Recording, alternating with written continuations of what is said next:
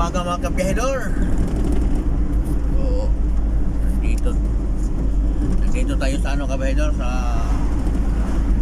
Antique Province. Galing tayong Valderrama, bayan ng Valderrama. Papunta tayo ng Patnogon, bayan ng Patnogon. So, medyo malalayo din. So, rin na isang oras na takbuhan natin ito. So, atin, share lang tayo kasi hindi naman tayo naghabol eh. Hindi natin masyado bilisan. Ito ang kagandahan kay Bahidor pag maaga tayo mag-duty, no? Kasi ako kay Bahidor, kahit ang schedule ko alas 4 madaling araw, alas 2 pa lang, mag-umpisa na ako, no? Kasi ayoko kasi nung abutan ng rush hour, no?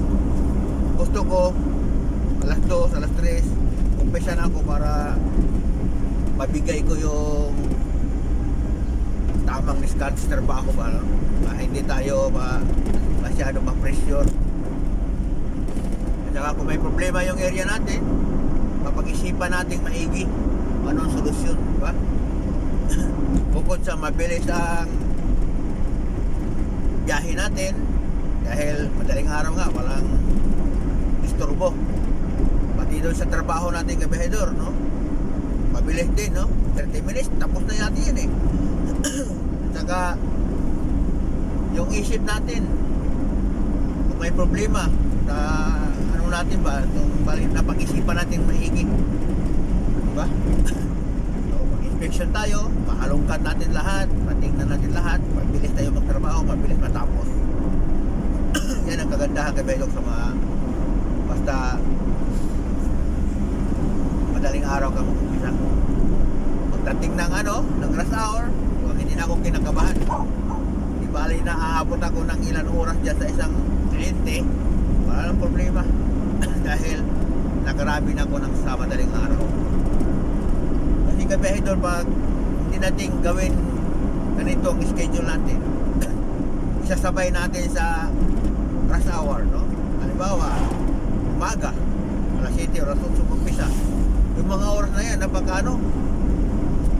napaka-traffic, lalo na kapag sidal ka na aside. So, hindi ka naman makapag-isip ng matino dyan eh. Ang iniisip mo, makarating ka agad sa kliyente mo. Pagkatapos, pag matraffic ka, wala na. Sikot-sikot na, no? Bilisan na naman takbo mo. So, takaw, disgrasya mga ganyan kay Bahidor. Kaya, ugaliin natin mas maaga tayo pasok sa schedule natin para hindi tayo maghabol, para hindi tayo madisgrasya. Kasi pag maghabol tayo sa oras, disgrasya talagang resulta niyan. Bukod sa mapalpak ka pa sa trabaho dahil kung mayroong problema ang area mo, hindi mo mapag-isipan maigi kung anong dapat solusyon, kung saan ang galing yung problema, diba? Dahil marami ng disturbo, gaya ng sa B11, di ba? Punta mo doon, daming tao, so hindi mo ma-check up lahat yan dahil mayroon ng disturbo. So, kailangan hintayin mo pa umalis, magtagal ka doon. So, napakahirap ng ganyan. Ang isip mo hindi na nakapokus sa trabaho mo, doon na nakapokus na kailan ka makarating sa kabilang schedule mo. Palagi kang tingin sa sa orasan mo, anong oras na, baka late ako sa kabila. Naku, yan ang resulta. Hindi na, wala talagang magandang magandang resulta sa trabaho mo pag ganyan ang sistema. Kaya kailangan iwasan natin ang ganyang klaseng schedule nga. Tayo rin ng technician ang mas stress sa mga ganyang schedule kay Bahidor. Yan ang kay Bahidor. Share ko lang yung mga idea natin sa trabaho.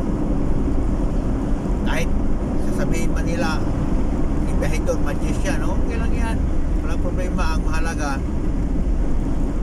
alam ko sarili ko na effective yung ginagawa ko. Kahit sabihin ba ng ibang mga teknisan hindi effective, okay lang yun, walang problema. Pero ang masasabi ko lang, mag-surprise visit kayo sa area ko, tingnan nyo kung mayroon mang problema. Yun lang dyan. Ang hamon ko sa mga technician na nagsasabi nga ako ay magician, di ba? Mag-surprise kayo visit sa area ko. Kung mayroon man kayo makita problema, I willing to resign. Yan lang, kabahidor.